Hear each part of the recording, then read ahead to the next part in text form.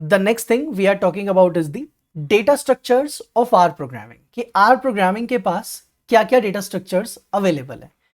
यहां से हम लोग का जो मेजर आर प्रोग्रामिंग का डेटा एनालिसिस की तरफ जाने वाला जो फर्स्ट स्टेप है वो ये है कि बिफोर स्टार्टिंग डेटा एनालिसिस और anything related to data, first you have to understand the data structure. पहले आपको क्या सीखना चाहिए?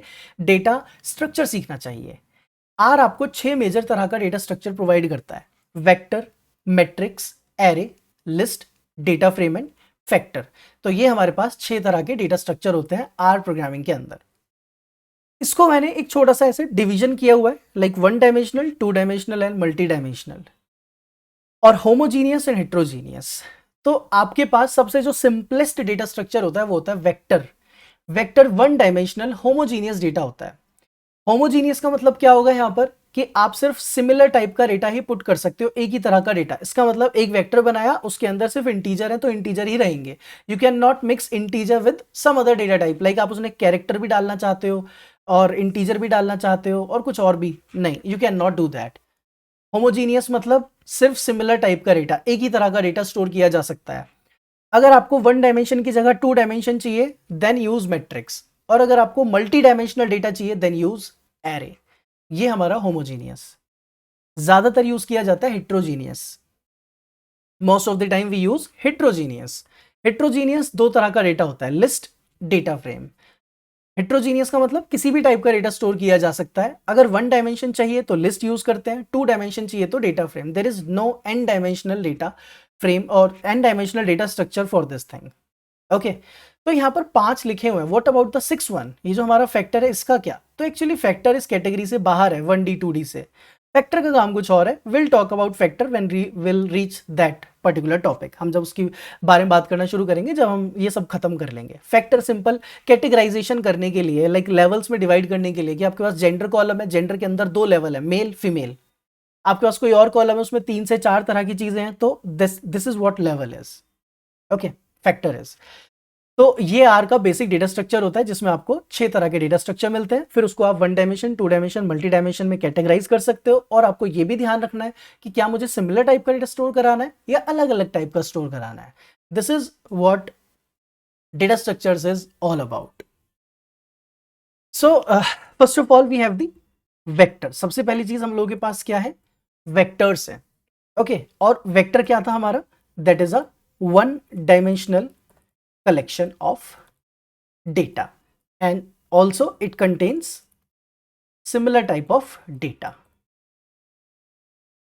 Similar type of data मतलब you cannot contain multiple types of data in a single variable.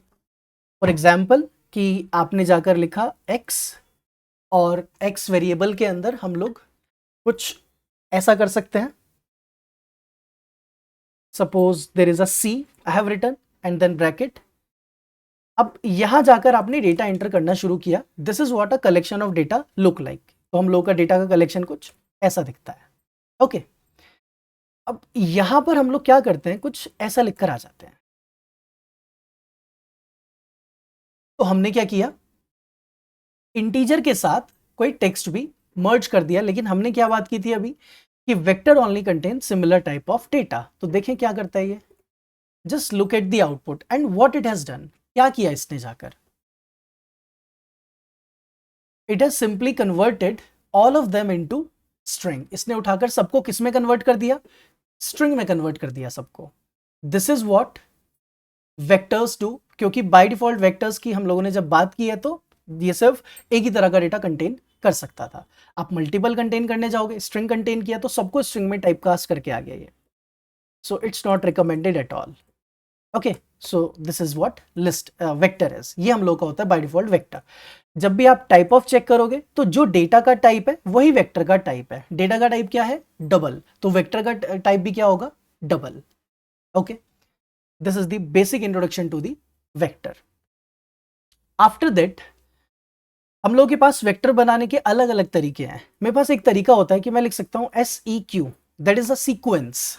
हम लोग के पास एक प्रीडिफाइंड फंक्शन है जिसका नाम है SEQ, that is a sequence. अच्छा, अब आप एक और चीज ध्यान देना, बहुत सारे फंक्शंस के अंदर ट्रिपल डॉट्स लगे होते हैं। Now you will know what is the meaning of triple dot. अब आप लोगों को पता है कि ट्रिपल डॉट्स का मतलब क्या होता है। It is n number of argument, कितने भी आर्ग्यूमेंट पास कर सकते हैं. For that particular purpose triple dots are being return everywhere. तो एक सीक्वेंस क्रिएट कर रहे हैं हम लोग from 1 to 20 with a gap of 2. So this is what you will get in the output. Okay, so the output is 1 3 5 7 9 11 13 15 17 19. ये हम लोग को मिलती है एक sequence. After getting this sequence, जब हम लोग को ये सीक्वेंस मिल जाती है तो हम इसके साथ क्या करेंगे, we are going to perform indexing, one of the major topic for data frame, vectors and all. Okay, so indexing, what exactly indexing means, हम लिख कर आते हैं एक्स स्क्वायर ब्रैकेट 1 कि एक्स की फर्स्ट इंडेक्स पर क्या है 1, एक्स की सेकेंड इंडेक्स पर क्या है 3. So you can just get the data of any index. X की फोर्थ इंडेक्स पर क्या है 7. If I want to fetch data one by one, मुझे एक एक करके डेटा को फेच करना है, तो उसके लिए हम लोग क्या यूज कर रहे हैं, इंडेक्सिंग. अब इंडेक्सिंग कहां से कहां तक है, जो भी आपके डेटा की लेंथ है. So you have length function, you can pass x into it and you can see the length of my x variable is 10. आप 10 तक लिख सकते हो.